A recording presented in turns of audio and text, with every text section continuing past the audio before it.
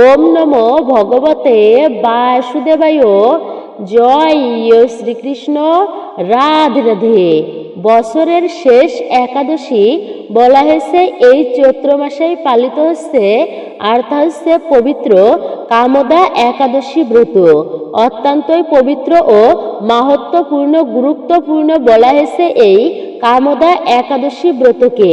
নাম শুনে নিশ্চয় বুঝতেই পারছেন সকলে, কামদা একাদশী বলতে সর্ব মনস্কামনা পূর্ণ হয় ভক্তের, যদি ভক্তির সহিত এই ব্রতটিকেও পালন করে থাকে। এই কামদা একাদশী ব্রত পালন করলে জীবাত্মা সকল পাপ থেকে মুক্ত হয়ে যায়। এই দিনে সামান্য কিছু কার্য ভগবানের কৃপায় আমাদের মনস্কামনা মনোবাসনা মনের ইচ্ছা পূর্ণ হয়ে যায়, যার ফলে এই বছর অর্থাৎ 2026 সালে বলা হয়েছে এই কামদা একাদশী ব্রতটি পড়েছে বিশেষ করে আপনারা 29শে মার্চ, 29শে মার্চ রবিবার দিন এই ব্রতটি ভক্তি ও শ্রদ্ধা সহকারে আপনারা পালন করবেন। এই দিনে ভক্তি ভরে ভগবান শ্রীকৃষ্ণ বা ভগবান শ্রীহরি বিষ্ণু লক্ষ্মীনারায়ণকে স্মরণ করলে, এই একাদশী পালন করলে বা তাদের পূজা অর্চনা করলে, বাড়িতে ভক্তি ভরে যদি তাদের পূজা অর্চনা দেওয়া যায়, ভক্তি ভরে যদি ভগবানের চরণে পুষ্প অর্পণ করা যায়, তা অত্যন্তই শুভ হয়। তো এছাড়াও সেই ব্যক্তি অর্থাৎ বলা হয়েছে নতুন বছরের সর্বকার্যে সেই ব্যক্তি সফল হয়, আয় উন্নতি বৃদ্ধি পায় এবং মা লক্ষ্মী সেই বাড়িতে সুখ শান্তি এবং সমৃদ্ধিতে ভরিয়ে দেয়। এবং এই দিনে সকালে ঘুম থেকে উঠে যারা এই জিনিসটি দর্শন করে এবং নতুন বছরে কি চাই তা ভগবানকে বলে, তো নতুন বছরে তাদের ইচ্ছা তো পূরণই হয় এবং সারা বছর ভগবানের কৃপায় তাদের দারুণ কাটে। এছাড়াও এই দিনে যারা এই ফুলগুলোর মধ্যে একটি ফুলও পায়, তারাই হয় নতুন বছরে পরম সৌভাগ্যশালী এবং ধনবান। এবং সব থেকে গুরুত্বপূর্ণ হচ্ছে যে এই বছরের অর্থাৎ শেষ একাদশী কিন্তু এই কামদা একাদশী ব্রত। আমাদের কিছু কার্য অর্থাৎ কিছু ভুল কার্য যা আছে তা ভুলেও কিন্তু করতে নেই, এবং এই খাবারগুলো কিন্তু ভুল করেও আমাদের এই দিনে খেতে নেই, নইলে নতুন বছরে বা সারাটি বছরে আমাদের উপর কিন্তু ভগবান শ্রীবিষ্ণু এবং মা লক্ষ্মীর কৃপা বর্ষিত হবে না। তাই একটুকু ধৈর্য সহকারে আপনারা ভিডিওটি অবশ্যই সম্পূর্ণই শ্রবণ করুন। আজকের এই ভিডিওটি খুবই গুরুত্বপূর্ণ হতে চলেছে আপনাদের জন্য।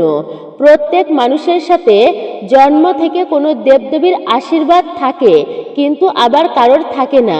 তাই আজকের ভিডিওতে আপনারা অনেক কিছু বিষয়ে জানতে পারবেন যা অত্যন্তই গুরুত্বপূর্ণ, যে এমন কোনো অজানা শক্তির কৃপা আপনার উপর রয়েছে। তাই অবশ্যই ভিডিওটি স্কিপ করে নয়, সম্পূর্ণই আপনারা শ্রবণ করুন। নমস্কার, আমি দীপা। দেশ ও দেশের বাইরে থেকে যে সকল দর্শকেরা এই মুহূর্তে আপনারা ভিডিওটি অন করেছেন, তাদের প্রত্যেকের সুস্বাগত জানাই রায়কিশোরী দীপা তথা সনাতন ধর্মীয় তথ্যমূলক চ্যানেলে। আমি সর্বদাই চেষ্টা করি সনাতন ধর্মের এরকমই সকল গুরুত্বপূর্ণ বিষয়গুলি আপনাদের সামনে উপস্থাপন করতে, শেয়ার করতে। আসুন কিছুক্ষণ সময় প্রত্যেকে একসঙ্গে ধৈর্য ধরে আজকের এই গুরুত্বপূর্ণ বিষয়ে আমরা বিস্তারিতভাবেই জেনে নিই। ভিডিওটি শুরু থেকে শেষ পর্যন্ত ভক্তি, ভালোবাসা ও শ্রদ্ধার সহিত শ্রবণ করে থাকলে অবশ্যই ভিডিওতে একটি লাইক করবেন এবং কমেন্টে জয় শ্রীকৃষ্ণের জয়, জয় শ্রী বিষ্ণুর জয় অথবা আপনার গুরুদেবের নামটি একটি বারের জন্য হলেও লিখে জানাবার জন্য বিশেষভাবে অনুরোধ জানাচ্ছি। ভিডিও থেকে আপনি উপকৃত ও সমৃদ্ধ হবেন। তাহলে চলুন প্রবেশ করা যাক আজকের মূল ভিডিওতে। তাই ভিডিওটি একদমই স্কিপ নয়। পবিত্র চৈত্র মাস বাংলা বর্ষের শেষ মাস, আর এই মাস যাবার পরেই আসতে চলেছে নতুন বছর, নতুন মাস শুরু হচ্ছে। প্রত্যেকের জীবন যাতে ভালোভাবে কাটে সেই বিষয়েও আমরা কিছুটা জানতে পারবো এই ভিডিওটির মাধ্যমে। এই চৈত্র মাসে পবিত্র কামদা একাদশী ব্রত যা জীবের সর্ব পাপ হতে মুক্ত করে এবং অন্তিমে বৈকুণ্ঠ লাভ প্রাপ্ত হয়। এই জগতে অর্থাৎ মর্তধামে বসবাসকালীন প্রতিটি জীব সে সুখ শান্তি ও সমৃদ্ধি প্রাপ্ত করতে পারে যদি ভক্তির সহিত কোনো পূর্ণ ব্রত পালন করতে পারে এবং ব্রতের নিয়ম অনুসারে অবশ্যই পূজা অর্চনা ও ব্রত রাখতে পারে। বলা হয়েছে এই বিশেষ দিনটি হরিবাসর তিথি, কারণ এই দিনটি ভগবান শ্রীবিষ্ণুর অত্যন্তই প্রিয় ভক্তদের কৃপা লাভের জন্য সবচেয়ে বিশেষ একটি সময়। সৃষ্টির প্রত্যেক কোনায় কোনায় ভগবান রয়েছেন, ভগবান ছাড়া বাস্তবে কিছুই নেই, কিন্তু আমরা এই মায়াতে পড়ে মিথ্যায় সংসারে আসন্ন হয়ে আছি। মিথ্যা সংসারকেই সত্যি মনে করি, যা একদিন নষ্ট হয়ে যাবে। ফলে বিভিন্ন কর্ম বন্ধনে পড়ে আমাদের এই জীবন বিভিন্ন রকম সমস্যায় ভরে যায়। তখন আমরা ভগবানকে ভুলেই যাই।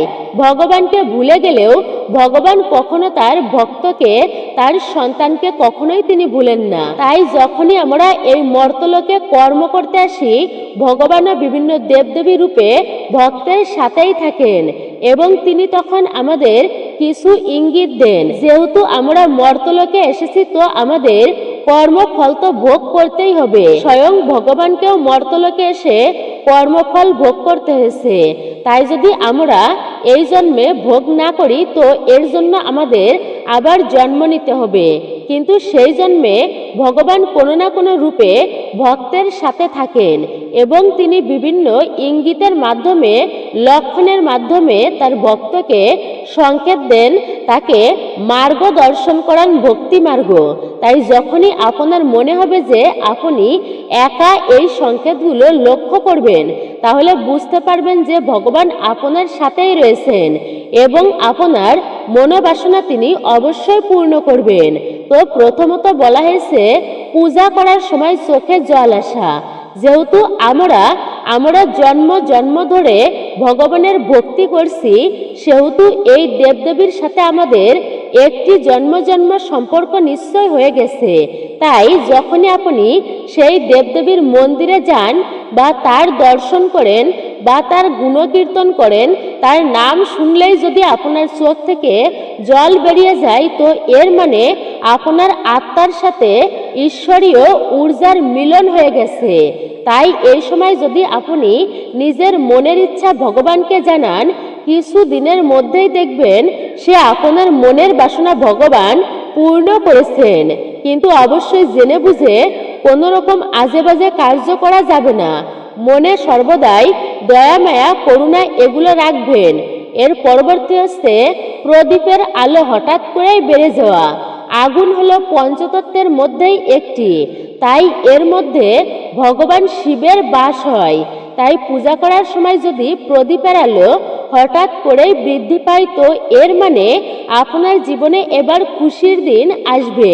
এর পরবর্তী হচ্ছে যদি হঠাৎই পূজা করার সময় আপনার শরীরে শিহরণ দিয়ে ওঠে, আপনার লোম সব সময় দাঁড়িয়ে যায়, তো ভাববেন আপনার আশেপাশে কোনো দেবদেবী রয়েছেন। এর পরবর্তী হচ্ছে যদি কোনো আপনি ঠাকুরের মূর্তি বা ফটো দেখার সময় আপনার এমন মনে হয় যে আপনাকে দেখে ভগবান হাসছেন বা আপনাকে দেখছেন, তো এর মানে ভগবান আপনার উপর খুবই প্রসন্ন। এছাড়াও যদি আপনার স্বপ্নে দেবদেবী আসেন, তো আপনি খুবই ভাগ্যবান। এর পরবর্তী হচ্ছে যদি কোনো ঠাকুরের মূর্তি বা ফটো দেখার সময় আপনার এমন মনে হয় যে আপনাকে দেখে ভগবান হাসছেন বা আপনাকেই দেখছেন, তো এর মানে ভগবান আপনার উপর খুবই প্রসন্ন। এছাড়াও যদি আপনার স্বপ্নে দেবদেবী আসেন, তো আপনি খুবই ভাগ্যবান একজন ব্যক্তি। শাস্ত্রের অনুসারে প্রত্যেক মানুষের অন্তত একদিন ব্রহ্ম মুহূর্তে ওঠা দরকার। তাই যদি আপনার ঘুম ভোর 3টা থেকে 5টার মধ্যেই ভেঙে যায়, তো ভগবান নিজে আপনাকে সংকেত দিচ্ছেন যে আপনার ব্রহ্ম মুহূর্তে ঘুম থেকে ওঠা দরকার। তাই ধীরে ধীরে আপনারা এই অভ্যাস গড়ে তুলুন, কারণ এই ব্রহ্ম মুহূর্ত আমাদের এই ব্রহ্মাণ্ডের সূচনা হয় এই সময়। ফলে সেই সময় আমাদের পৃথিবীতে বহু দেবদেবতার আগমন হয়। এছাড়াও বায়ুমণ্ডলে এই সময় কসমিক এনার্জির বৃষ্টি হয়। তাই যেই ব্যক্তি রোজ এই সময় ঘুম থেকে ওঠে, তার শরীর ও মন সর্বদাই সুস্থ ও নীরব থাকে। ফলে এমন ব্যক্তির জীবনে তারাই উন্নতি করে। তাই যেই বাড়িতে প্রত্যেক দিন ব্রহ্ম মুহূর্তে ভগবানের পূজা অর্চনা আরাধনা করা হয়, সেই বাড়িতে সাক্ষাৎ মা লক্ষ্মীর নিবাস হয়, অর্থাৎ তিনি বিরাজ করেন সেই বাড়িতে স্বয়ং। এর পরবর্তী ঘুম থেকে উঠেই যেই ব্যক্তি নিজের হাতকে এইভাবে অর্থাৎ হাতের তালু দর্শন করে, হাতের উপরে বিশেষ করে হাতের উপরের দিকে মা লক্ষ্মীর বসবাস, হাতের মধ্যভাগে মা সরস্বতী এবং হাতের নিকটে অর্থাৎ নিচের দিকে ভগবান শ্রীকৃষ্ণের স্মরণ করে যে তার জীবন শুরু করে, অর্থাৎ সকালে শুরু করে, তাদের সকালটাই শুরু করে, তো তার জীবনে মা লক্ষ্মী দেবী সরস্বতী ও ভগবান শ্রীকৃষ্ণের কৃপায় তার সব কাজেই সফলতা প্রাপ্ত করতে পারে সেই ব্যক্তি। মা লক্ষ্মীর কৃপায় সে ধন সম্পত্তি প্রাপ্ত করে, মা সরস্বতীর কৃপায় সে বিদ্যা বুদ্ধি জ্ঞান অর্জন করে, আর ভগবান শ্রীকৃষ্ণের কৃপায় সে সব দুঃখ দারিদ্র থেকে মুক্তি পেয়ে যায়। এর পরবর্তী হচ্ছে ঘুম থেকে উঠেই মাটিতে পা দেওয়ার আগে আমাদের ভূমাতার কাছে অবশ্যই ক্ষমা চাওয়া উচিত। ভূমাতাকে বলা উচিত, হে বিষ্ণু পত্নী, আমাদের এই কার্যের জন্য মাতা তুমি আমাদেরকে ক্ষমা করে দিও এবং সকল দুর্ঘটনা থেকে আমাদেরকে মা তুমি রক্ষা করো। হে মাতা, এই ধরাধামে আমাদের স্থান দেওয়ার জন্য তোমাকে অনেক অনেক ধন্যবাদ। আমাদের সকল ভুল তুমি ক্ষমা করে দাও। আমরা জেনে বা না জেনে বুঝে এই প্রকৃতির উপর নানান রকম অত্যাচার করে থাকি, তাই সকল কার্যের জন্য মা তোমার কাছে ক্ষমা চাইছি। এরপরে আপনারা আপনাদের জীবন শুরু করুন। এর পরবর্তী হচ্ছে যারা ঘুম থেকে উঠেই ঈশ্বরের নাম ও জপ করেন, তারা অবশ্যই কোমর অবধি ধুয়ে ভালো করে মুখ হাত পা ধুয়ে তারপরে ঈশ্বরের সামনে বসে শঙ্খ ঘণ্টা প্রদীপ কাসর এই শুভ জিনিসের দর্শন করার পর ঈশ্বরের কাছে বসে আপনারা ঈশ্বরের নাম চিন্তন করুন। কারণ যেই দিন সকালে ঈশ্বরের নাম অবধি শুরু হয়, সেই দিন এক আলাদা আনন্দেই কাটে। তাই এরপর মা বাবা গুরুদেব ও সূর্য নারায়ণ দেবকে প্রণাম করে আপনি নিজের কার্যে যান। যেই ব্যক্তি প্রত্যেক দিন এইগুলি পালন করে, তার জীবনের সমস্ত প্রকারের দোষ বাধা এইগুলি নাশ হয়ে যায়, ফলে সকল কাজেই সেই ব্যক্তি সফলতা প্রাপ্ত করে। তাই এই দিনে যদি আপনারা কিছু নিয়ম পালন করতে পারেন, আপনাদের জীবনে এসে পড়বে ভগবান শ্রীবিষ্ণুর কৃপা। তাই যদি আপনি একাদশী ব্রত পালন করেন বা নাই করেন, এই নিয়মগুলো কিন্তু আপনারা সকলেই মেনে চলবেন ব্রতের দিনে। আর এই দিনে আপনারা কি করবেন এবং কি করবেন না, সকালে ঘুম থেকে উঠেই আপনারা ভগবানের কি মন্ত্র স্মরণ করবেন, কোন জিনিসগুলোর আপনারা সকালে ভুল করেও আপনারা খাবেন না বা এই দিনে আপনারা খাবেন না, বিশেষ করে কোন জিনিসগুলি খাবেন, আজকের এই ভিডিওটির মাধ্যমে আপনারা অবশ্যই তা জানতে পারবেন। তাই ভক্তি সহকারে আপনারা শুরু থেকে শেষ পর্যন্ত মনোযোগ সহকারে অবশ্যই আপনারা শ্রবণ করুন। শ্রবণম মঙ্গলম, শ্রবণেও বিশেষ মঙ্গল সাধিত হয়। সামান্য কিছু কাজ মানুষের দুঃখ দারিদ্রতাকে নাশ করে দেয়। আবার এই দিনে কিছু ভুল রয়েছে যা আমাদের জীবনে ডেকে আনে চরম দুর্গতি। আমাদের সৌভাগ্যের নাশ হয়, গৃহ লক্ষ্মীহীন হয়ে যায় আমাদের এমন কিছু কার্যের ফলে।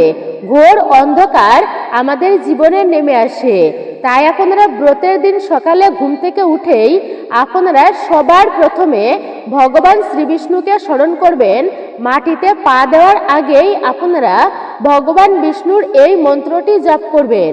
আর সেই মন্ত্রটি হলো ওম নমো ব্রাহ্মণ্য দেবায় গো ব্রাহ্মণ্য হিতায় চ জগদ্ধিতায় কৃষ্ণায় গোবিন্দায় নমঃ নমঃ। আপনারা যদি এই মন্ত্রটি পবিত্র ব্রতের দিনে আপনারা ভক্তি মনে জপ করতে পারেন, তাও অত্যন্ত শুভ হবে আপনাদের জন্য। স্নান করে এসে আপনারা অবশ্যই এই মন্ত্রটি জপ করুন এবং সকালে ঘুম থেকে উঠে আপনারা কোন জিনিসগুলো বিশেষ করে এই ব্রতের দিন অর্থাৎ রবিবার দিন আপনারা দর্শন করবেন। সকালে ঘুম থেকে উঠেই আপনারা কোনো কিছু দর্শনের আগেই ভগবানের ভগবানের মূর্তি বা বিগ্রহ দর্শন করুন। ঘুম থেকে উঠেই আপনারা ফাঁকা কলসি দেখবেন না, ঝগড়া ঝামেলা অশান্তি করবেন না, অশ্লীল কিছু জিনিস দেখবেন না। এই দিন আপনারা যতটা পারবেন এইসব থেকে দূরেই থাকুন। সকালে রান্নাঘরে প্রবেশ করার আগে ফাঁকা হাঁড়ি বা ফাঁকা পাত্র দেখার আগে ভগবানকে স্মরণ করেই তারপরেই দর্শন করুন। ঘুম থেকে উঠেই কারোর ছায়া বা আয়না দেখবেন না। একাদশীতে আপনারা শরীরে বা মাথায় তেল, শ্যাম্পু, সাবান এগুলি দেবেন না। চুল, দাড়ি, নখ এগুলি কাটবেন না। এই দিনে আপনারা যারা মেনে চলতে পারবেন ভালোভাবে তারা অবশ্যই পঞ্চরবিশস্য এই দিন আপনারা ভুল করেও গ্রহণ করবেন না। তাতে আপনি ব্রত করুন কিংবা না করুন, ভুলেও কিন্তু পঞ্চরবিশস্যর খাবার এই দিনে আপনারা গ্রহণ করবেন না। ভুলেও আপনারা এই দিনে বিশেষ করে পঞ্চরবিশস্যর খাবার মুখেও তুলবেন না। যেমন ধান জাতীয় খাদ্য, চাউল, মুড়ি, চিড়া, সুজি, পায়েস, খিচুড়ি, চাউলের পিঠা, খই ইত্যাদি। গম জাতীয় খাদ্য, আটা, ময়দা, সুজি, রুটি, বিস্কিট ইত্যাদি। জব বা ভুট্টা জাতীয় খাদ্য, ছাতু, খই, রুটি ইত্যাদি। ডাল জাতীয় খাদ্য, মুগ, মাসকলাই, খেসারি, মুসুরি, ছোলা, অরহর, বরবটি, সিম ইত্যাদি। তেল জাতীয় খাদ্য, সরিষা, সরিষার তেল, তিল তেল, সরিষা জাতীয় খাদ্য ইত্যাদি। আপনারা ভুল করেও এই সমস্ত খাদ্য আপনারা বিশেষ করে ভুল করেও কিন্তু মুখে তুলবেন না। আমিষ জাতীয় খাবার আপনারা এই দিনে ভক্ষণ করবেন না। রাজসিক এবং তামসিক খাবার এই দিনে আপনারা বেশি দেরি না করে আপনারা সকাল সকালে ঘুম থেকে উঠবেন। আর অবশ্যই এই দিনে যেই ফুল আপনারা বিশেষ করে যেই ফুল দিয়ে পূজা অর্চনা করবেন, পদ্ম পুরাণ অনুসারে আপনারা যে কোনো সুন্দর ও সুগন্ধি ফুল আপনারা ভগবানকে অর্পণ করতে পারেন। তবে রক্তবর্ণ, গন্ধহীন, অকালে উৎপন্ন হওয়া এই সমস্ত ফুল ভগবানকে ভুলেও কিন্তু অর্পণ করবেন না। পদ্ম পুরাণে বলা হয়েছে, পোকামাকড় লাগা, মাকড়সা বাসা করেছে, জীর্ণ শীর্ণ এমন ফুল দিয়ে ভগবানের পূজা করা উচিত নয়। জ্ঞানমালা শাস্ত্রের অনুসারে করি অবস্থায় কোনো ফুলকে ভগবানকে অর্পণ করা উচিত নয়, অর্পণ করবেন না আপনারা। বাসি ফুল অযোগ্য হলেও পদ্ম ফুল, বকুল ফুল এই সমস্ত ফুলে আপনারা কিন্তু এই সমস্ত ফুলে অবশ্যই পূজা অর্চনা করতে পারেন, এতে কিন্তু কোনো দোষ হয় না। কিন্তু কিছু ফুল ভগবানকে অর্পণ করতে নিষিদ্ধ করা হয়েছে। আর তা হচ্ছে ধুতুরা ফুল, অর্ক, করবী, জিষ্টি, গিরিকর্ণিকা, কষ্টকারী, শালমলি, শিরিষ, কালকুটস এই সমস্ত ফুল ভুলেও ভগবান শ্রীকৃষ্ণকে আপনারা অর্পণ করবেন না, ভগবান শ্রী বিষ্ণুকে অর্পণ করবেন না। আর যে সমস্ত ব্যক্তিরা ভগবানের শ্রীচরণে তাদের প্রিয় ফুল অর্পণ করে থাকেন তারা অত্যন্তই পুণ্য অর্জন করেন। যে ফুল ভগবান শ্রীকৃষ্ণের অত্যন্তই প্রিয় আর তা হচ্ছে মাধবী লতা, কৃষ্ণকলি, কদম, চন্দন, জবা, টগর এই সমস্ত ফুল আপনারা ভগবানকে অর্পণ করতে পারেন। বিশেষ করে হলুদ ফুল আপনারা অর্পণ করবেন। এছাড়া এই মাসে লক্ষ্মীকে শঙ্খ, গুড়ের পায়েস, মিশ্রি, আখের গুড় অর্পণ করতে পারেন। মাখনা অর্পণ করতে পারেন এই চৈত্র মাসে। যে কোনো ধরনের লাল ফুল, পদ্ম ফুল, নারিকেল, আমলকি এই ফুল এবং ফল দিয়ে, এই খাবার দিয়ে বা এই জিনিসগুলি দিয়ে বাড়িতে মায়ের পূজা অর্চনা আরাধনা করলে, ভগবান শ্রী বিষ্ণু বা মা লক্ষ্মীকে অর্পণ করলে, এছাড়াও বাড়িতে তুলসী পাতা এবং তুলসী মঞ্জুরি এনে ভগবানকে নিবেদন করলে সেই ব্যক্তির মনোবাসনা কখনোই অপূর্ণ থাকে না। অবশ্যই আপনারা গ্রহণ করবেন। বিশেষ করে যারা নির্জলা একাদশী ব্রত রয়েছেন তারা অন্তত একটুকু হলেও আপনারা তুলসী জল অর্পণ করবেন ভগবানের শ্রীচরণে। তারপরে সেই তুলসী জল আপনারা প্রসাদ রূপে একটুকু হলেও মুখে তুলবেন। এবং বলা হয়েছে যারা নির্জলা উপবাস থাকতে পারবেন না আপনারা এই বিশেষ দিনে ভগবানকে অর্পিত কিছু ফল আপনারা অবশ্যই সেটি প্রসাদ হিসেবে গ্রহণ করবেন। প্রসাদ হচ্ছে সাক্ষাৎ কৃপা, ভগবানের সাক্ষাৎ কৃপা। আর তারপরে যদি হয় ফল তাহলে আপনারা সেটি গ্রহণ করে অবশ্যই ভগবানের কাছে আপনার নিজের মনোবাসনা আপনি বলবেন, তবে ভক্তি ও শ্রদ্ধা দিয়ে ভগবানকে অবশ্যই স্মরণ করবেন। মনে বিশ্বাস ও আস্থা রেখে অবশ্যই ভগবানকে জানাবেন আপনার মনস্কামনা এবং মনোবাসনার কথা। কামদা একাদশী ব্রত পালনের ফলে পুত্র সন্তান পর্যন্ত প্রাপ্ত হয়। এই ব্রত এতটাই শক্তিশালী, বাজপেয় যজ্ঞের ফল প্রাপ্ত হয় এবং সমস্ত পাপ থেকে ব্যক্তি মুক্ত লাভ করতে পারে জীবনে।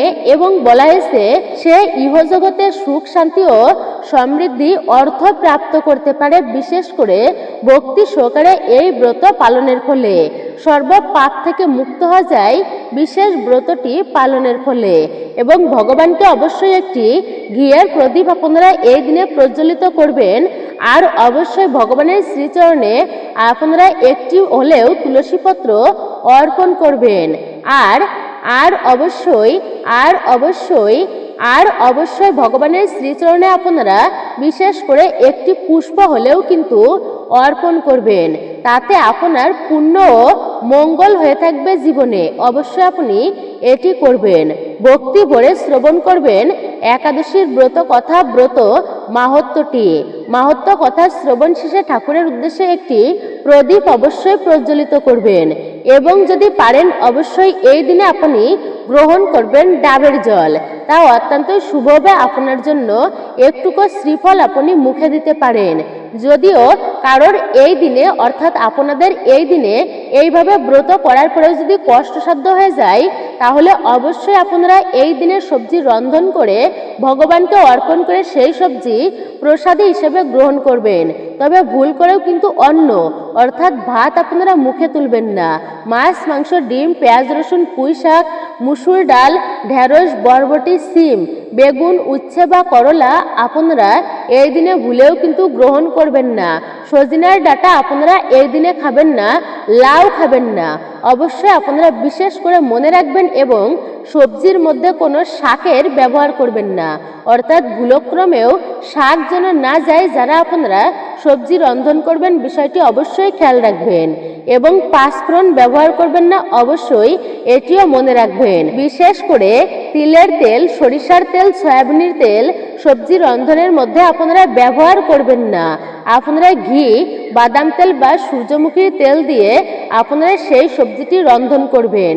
ভুলেও কিন্তু আপনারা পঞ্চরবিশস্যর মিশ্রণ করবেন না। আর পঞ্চরবিশস্য জাতীয় খাবার কিন্তু মুখেও তুলবেন না।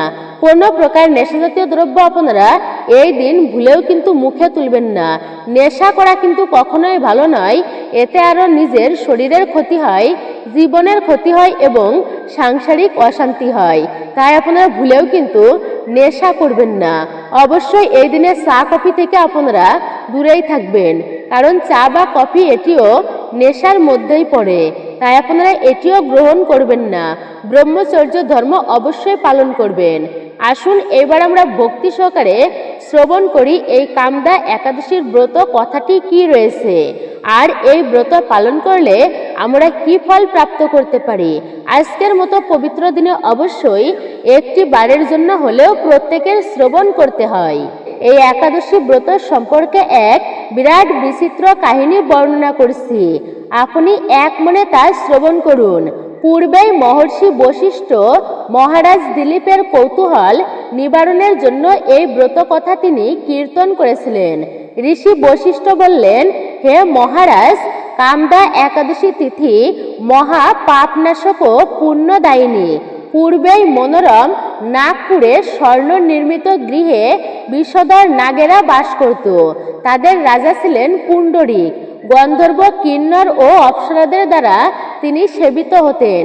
সেই পুরীর মধ্যে অপ্সরা শ্রেষ্ঠ ললিতা ও ললিত নামে গন্ধর্ব স্বামী স্ত্রীর রূপে ঐশ্বর্যপূর্ণ এক গৃহে পরম সুখেই দিন যাপন করতেন। একদিন পুণ্ডরীকের রাজসভায় ললিত একা গান করেছিলেন। এমন সময় ললিতার কথা তার মনে পড়ল। ফলে সঙ্গীতের স্বরলয় তাল মানের কিছুটা বিপর্যয় ঘটল। কর্কটক নামে এক নাগ ললিতের মনের ভাব বুঝতে পারল। বিষয়টি সে পুণ্ডরীক রাজার কাছে জানায়। তা শুনে সর্পরাজ ক্রোধ ভরে কামাতুর ললিতকে অভিশাপ দেন, রে দুর্মতি, তুমি রাক্ষস হও। ললিতের এইরকম ভয়ঙ্কর রাক্ষস শরীর দেখে ললিতা মহা দুঃখে চিন্তায় ব্যাকুল হলেন। স্বেচ্ছাচারী রাক্ষস ললিত দুর্গম বনে ভ্রমণ করতে লাগলো। ললিত নির্দয়ভাবে মানুষ ভক্ষণ করত। এই পাপের ফলে তার মনে বিন্দু মাত্র শান্তি ছিল না। পতির সেই দুরবস্থা দেখে ব্যথিত চিত্তে কাঁদতে কাঁদতে ললিতা গভীর বনে তিনি প্রবেশ করলেন। আগুনের মতো প্রকাণ্ড এক শরীর তিনি লাভ করলেন। ললিতের এইরকম ভয়ঙ্কর রাক্ষস শরীর দেখে ললিতা মহা দুঃখের চিন্তায় ব্যাকুল হলেন। স্বেচ্ছাচারী রাক্ষস ললিত দুর্গম বনে ভ্রমণ করতে লাগলো। ললিত নির্দয়ভাবে মানুষ ভক্ষণ করত। এই পাপের ফলে তার মনে বিন্দু মাত্র শান্তি ছিল না। পতির সেই দুরবস্থা দেখে ব্যথিত চিত্তে কাঁদতে কাঁদতে ললিতা গভীর বনে প্রবেশ করলেন। একদিন ললিতা বিন্ধ্য পর্বতে উপস্থিত হলেন। সেখানে ঋষ্যশৃঙ্গ মুনির আশ্রম দর্শন করে মুনির কাছে হাজির হলেন। তাকে প্রণাম করে সেখানেই দাঁড়িয়ে রইলেন। মুনিবর জিজ্ঞাসা করলেন, হে সুন্দরী, তুমি কে, কার কন্যা, কি কারণেই বা এই গভীর বনে এসেছো? উত্তরে ললিতা বললেন, হে প্রভু, আমি বীরধন্যা গন্ধর্বের কন্যা। আমার নাম ললিতা। আমার পতির পিশাচত্ব দূর হয় এমন কোনো উপায় জানবার জন্যই এখানে এসেছি। তখনই ঋষি বললেন, চৈত্র মাসের শুক্ল পক্ষের কামদা নামে যে একাদশী আছে, তুমি সেই কামদা একাদশীর ব্রত যথাবিধি পালন করো। এই ব্রতের পুণ্যফল তোমার স্বামীকে অর্পণ করলে তৎক্ষণাৎ তার সমস্ত পাপ বিনষ্ট হবে। মুনির কথা শুনে ললিতা আনন্দ সহকারে কামদা একাদশী ব্রত পালন করলেন। তারপর ব্রাহ্মণ ও বাসুদেবের সামনে পতির উদ্ধারের জন্য বললেন, আমি যে কামদা একাদশীর ব্রত পালন করেছি তার সমস্ত ফল আমার পতির উদ্দেশ্যে অর্পণ করলাম। এই পুণ্যের প্রভাবে তার পিশাচত্ব দূর হোক। এই কথা উচ্চারণ মাত্রই ললিত শাপমুক্ত হয়ে দিব্য দেহ প্রাপ্ত হলো।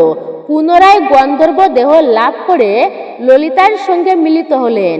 হে মহারাজ দিলীপ, এই ব্রত যত্ন সহকারে সকলের পালন করা কর্তব্য। এই ব্রত ব্রহ্মহত্যা, পাপ বিনাশক এবং পিশাচত্ব মোচনকারী।